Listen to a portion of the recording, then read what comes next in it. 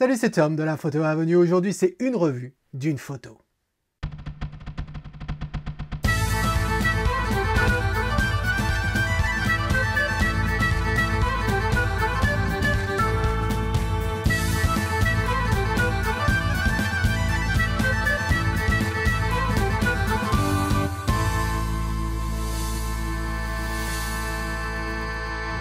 En effet, c'est la revue d'une photo aujourd'hui, c'est le 3e épisode. Au total, il y en a 8 épisodes pour le mois de janvier. Comme d'habitude, je lis la description que m'a faite l'auteur et ensuite je te dis ce que j'en pense et quand je peux, eh bien, j'applique certaines retouches dans Lightroom et quelquefois dans Photoshop afin d'illustrer mes propos. Allez, c'est parti. Qu'est-ce qu'il nous dit Eric? Salut Tom, si je joins ma participation à la revue du mois de janvier 2023, cascade que je t'ai déjà proposée, à la critique déjà, mais à une autre saison. Alors les exifs, eh bien c'est le R5 de chez Canon avec l'objectif 24-105 fait à 31 mm, 0,4 secondes, f9 et ISO 100. Je trouve l'endroit sublime, très facile d'accès et au bout d'une petite balade en cul-de-sac. J'aime ce puits de lumière qui éclaire la mare, la cascade et une partie des rochers.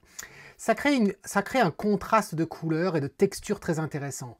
Additionné à cette ambiance chambre froide qui laisse transpirer la rigueur de l'hiver, j'adore.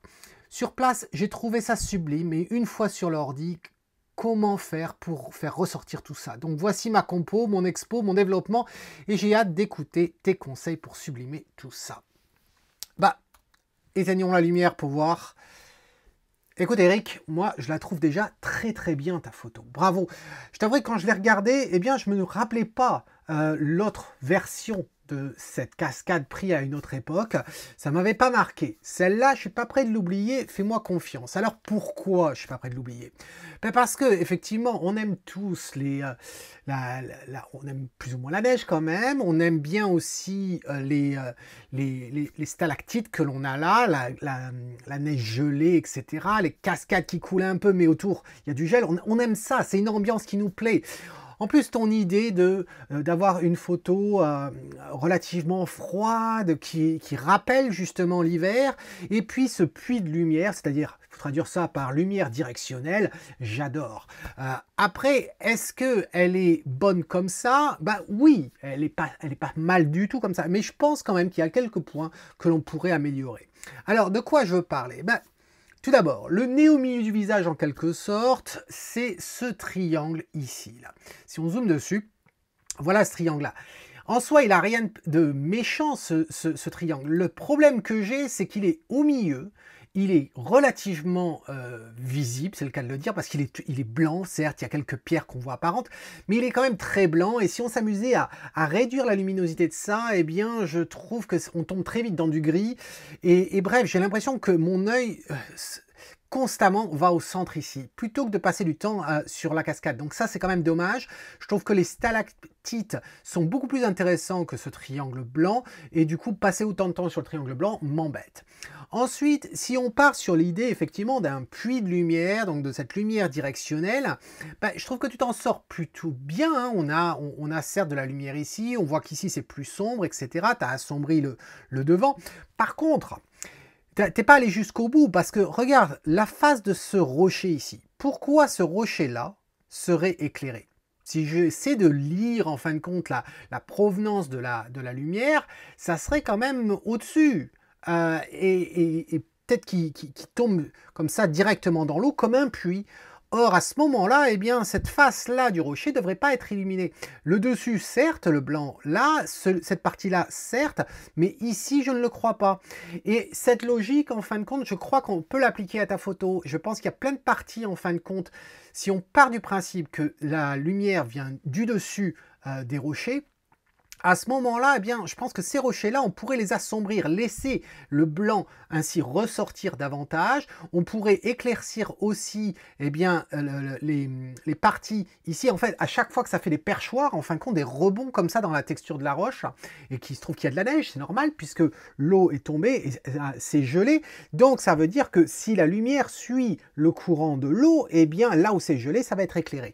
Et donc, je pense qu'on pourrait très bien avoir un peu plus de luminosité luminosité sur justement tous ces perchoirs qu'on a là, comme ici par exemple, et puis là on pourrait accentuer, on pourrait même essayer de déborder sur ces côtés-là également.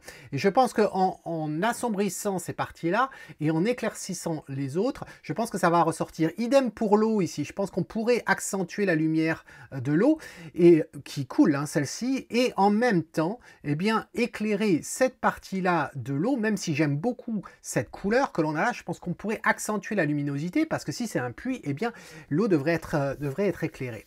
Donc voilà, en gros, l'idée. Alors, comment je m'y suis pris? Eh bien, le triangle là, je t'avouerai que tout en restant dans Lightroom, j'ai simplement utilisé le pansement. Et j'étais curieux de voir ce qu'il allait faire si je sélectionnais tout ça. Et il a supprimé et le résultat est quand même assez intéressant. Ensuite, le reste, avec la brosse, etc. Ça donne quoi? Eh bien, ça pourrait donner ça. Voilà. Alors, je te laisse quelques secondes pour que tes yeux s'y habituent. Voilà.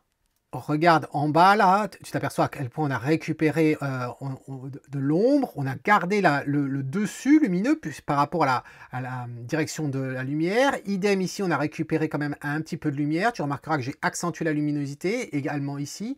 J'ai assombri la roche, mais j'ai éclairci les parties qui seraient normalement exposées à la lumière. Je vais peut-être passer un petit peu ici, mais pas trop quand même, dans l'idée que le faisceau serait quand même relativement réduit, le diamètre. Et donc, si je reviens avant, voilà, je reviens maintenant, voilà. C'est léger, mais je pense qu'on a un peu plus l'effet de puits. Alors, comment je m'y suis pris? Je t'ai déjà expliqué comment je l'ai fait, mais regardons dans la partie développement. Alors, j'ai fait tout ça, tu vois que j'ai absolument rien touché ici au niveau des outils de base, tout simplement parce que ton exposition, tes couleurs, etc., moi, elles me plaisent bien. Donc, tout le travail a été fait, en fait, avec des masques. Alors, si je désactive tout ça, on va voir à quoi ça correspond. Le premier masque, tu t'aperçois qu'en fin de compte, c'est la gestion des ombres. Donc, voilà ce que j'ai fait ici. Et puis, ça s'est fait, tu vois, à la brosse. Donc, rien d'étonnant. Le deuxième. Alors le deuxième, tu vois que c'est un filtre radial qui est ici, et si là, c'était pour assombrir.